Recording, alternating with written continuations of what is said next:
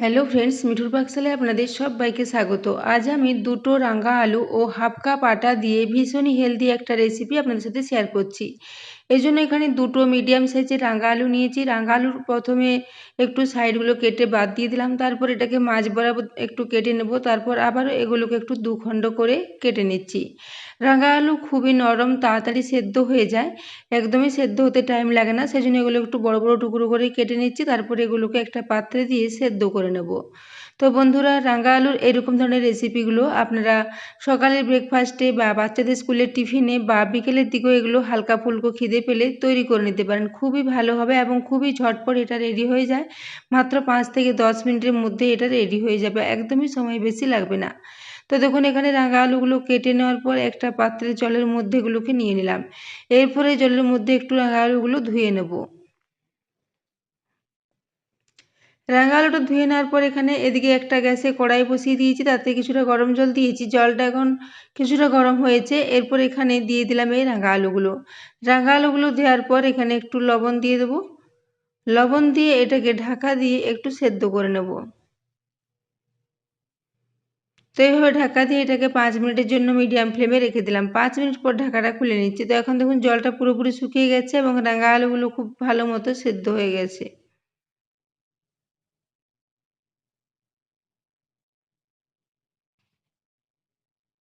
তো এরপর রাঙা আলুগুলো দেখুন এখন সেদ্ধ হয়ে গেছে। এরপর এগুলোকে আমি তুলে নিচ্ছি একটা পাত্রে। এখন জলটাও পুরোপুরি শুকিয়ে গেছে। এরপর রাঙা আলুগুলোকে একটু পাত্রে নিয়ে রেখে দিচ্ছি ঠান্ডা হওয়ার জন্য। এরপর এগুলো আমি প্রায় 5 মিনিটের জন্য এমনি রেখে দিয়েছিলাম। 5 মিনিট পর দেখে নিচ্ছি এটা এখন একদমই ঠান্ডা হয়ে গেছে। এরপর এগুলো খোসাটাকে একটু ছাড়িয়ে পরিষ্কার করে নিচ্ছি।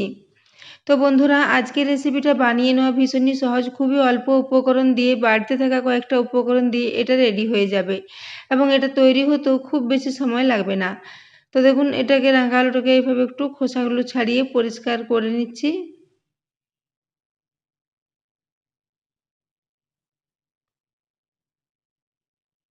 তো দেখুন, প্রত্যেকটা রাঙা আলুর খোসাগুলো একইভাবে এরকম ছাড়িয়ে আগে পরিষ্কার করে নেব।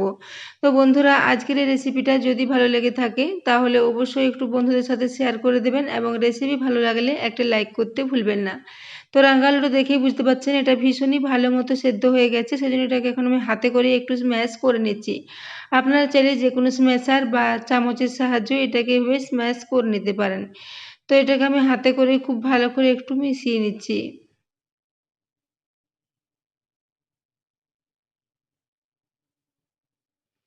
তো দেখুন, এটাকে এভাবে হাতে করে খুব ভালো করে আগে মিশিয়ে নিলাম।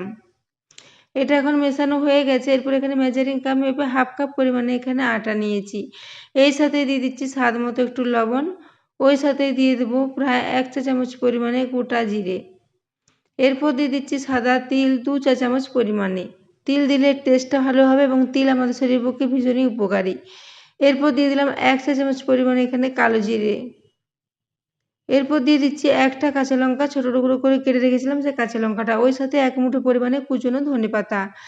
এরপর এখানে অল্প অল্প জল দিয়ে এর একটা বেশ মিডিয়াম মতো ব্যাটার রেডি করে নেব।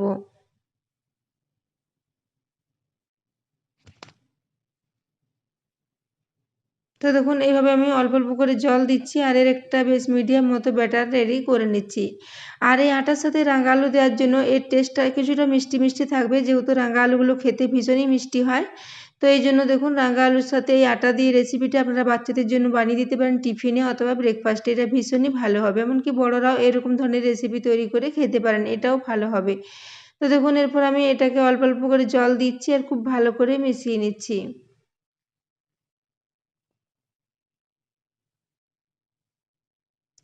তো ক্রমাগত নাড়াচাড়া করে এটাকে একটা খুব ভালো মতো ব্যাটার রেডি করে নিচ্ছি।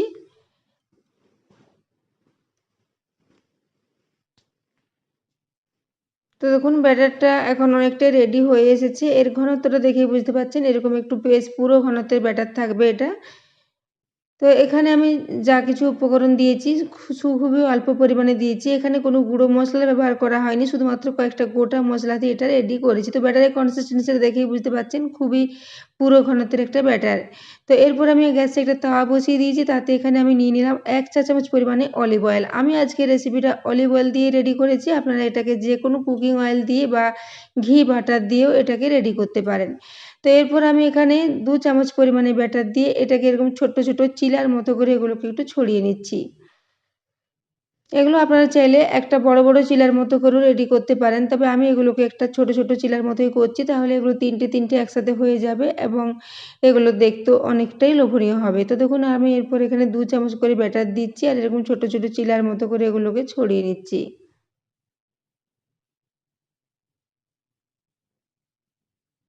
তো দেখুন এরপরে জিলাগুলো দেওয়ার পর প্রায় 2 থেকে 3 মিনিটের জন্য রেখে দিয়েছিলাম একদম লো ফ্লেমে। তো 2 মিনিটের মধ্যে এগুলো খুব ভালো মতো শুকিয়ে গেছে। এরপর উপর থেকে আবারও 1 চা চামচ পরিমাণে অলিভ অয়েল দিয়ে দিয়েছি। এরপর এগুলোকে উল্টে দিচ্ছি। উল্টে দেওয়ার পরও অপর দিকটা প্রায় 1 থেকে 1.5 মিনিটের জন্য একটু হতে দেবো। তাহলে দুদিকটাই খুব ভালো মতো এগুলো ফ্রাই হয়ে যাবে। এগুলো খেতে ভীষণই টেস্টি হয়েছিল বন্ধুরা, এবং এগুলো খুবই অল্প তেল মশলা দিয়ে রেডি হয়ে যায়, খুব বেশি তেল মশলার প্রয়োজন হয় না, এবং রাঙা আলু আমাদের শরীরের পক্ষে অনেকটাই হেলদি, সেজন্য এরকম ধরনের রেসিপি আপনারা তৈরি করে বাচ্চাদের টিফিনে দিতে পারেন। এটা ভীষণই ভালো হবে। এটাকে আপনারা যে কোনো ধরনের চাটনির সাথে সার্ভ করতে পারেন বা যে কোনো ধরনের স্যালাডের সাথেও এটা খাওয়া যায়, ভীষণই ভালো লাগবে। তো দেখুন এরপর আমি এগুলোকে বারবার একটু উল্টে পাল্টে হালকা লালচে করে ভেজে নিয়েছি, তারপর এগুলোকে একটা প্লেটে তুলে নেব। তো দেখুন এখন এগুলোকে একটা প্লেটে তুলে নিচ্ছি। এইভাবে আমি 3 ব্যাচে করে এগুলোকে রেডি করে নেব। তো এখানে 3টে রেডি হয়ে গেছে। এরপর আমি আবারও 3টে এখানে দিয়ে দিচ্ছি। একইভাবে তাওয়াতে একটু অলিভ অয়েল মাখিয়ে নিয়েছিলাম, তারপর এখানে 3টে চিলা দিয়ে দিলাম। এইভাবে চিলাগুলোকে একটু ছড়িয়ে নিলাম, তারপর আবারও 2 থেকে 3 মিনিটের জন্য এটাকে হতে দেব। তো দেখুন 2 মিনিটের মধ্যে এটা খুব ভালো মতো শুকিয়ে গিয়েছিল। আবার উপর থেকে একটু তেল দিয়ে এগুলোকে একটু উল্টে পাল্টে ভেজে নিচ্ছি। তো এখন দুদিকটাই এগুলো খুব ভালো মতো ফ্রাই হয়ে গেছে। এইভাবে আমি সবগুলোই ভেজে নিয়েছি। এরপর একটা প্লেটে নিয়ে এগুলোকে সাজিয়ে নিচ্ছি। তো এরপর এগুলোকে প্লেটে নিয়ে সার্ভ করে দিলাম। তো এগুলোকে আপনারা যে কোনো ধরনের চাটনির সাথে সার্ভ করতে পারেন, খেতে ভীষণই ভালো লাগবে। তো এখন এগুলো দেখিয়ে দিচ্ছি, দেখুন এগুলো কতটা নরম হয়েছে। এগুলো ঠান্ডা হওয়ার পরেও একদমই শক্ত হয়ে যাবে না, এগুলো ভীষণই নরম থাকবে। তো এরপর একটা আপনাদের ছিঁড়ে দেখিয়ে দিচ্ছি। এগুলো দেখুন খুবই নরম এবং খুবই পাতলা মতো এগুলো রেডি হয়েছিল। তো বন্ধুরা আজকের রেসিপিটা কেমন লেগেছে অবশ্যই কমেন্টে জানাবেন, এবং রেসিপি ভালো লাগলে একটা লাইক করতে ভুলবেন না। তো দেখুন আবারও একটা দেখিয়ে দিচ্ছি। উপর নিচ দুদিকটাই খুব ভালো মতো ভাজা হয়ে গেছে। তো বন্ধুরা আজকের রেসিপিটা এতক্ষণ পর্যন্ত দেখার জন্য আপনাদের অশেষ ধন্যবাদ। আবারও চলে আসবো নিত্য নতুন কোনো রেসিপি।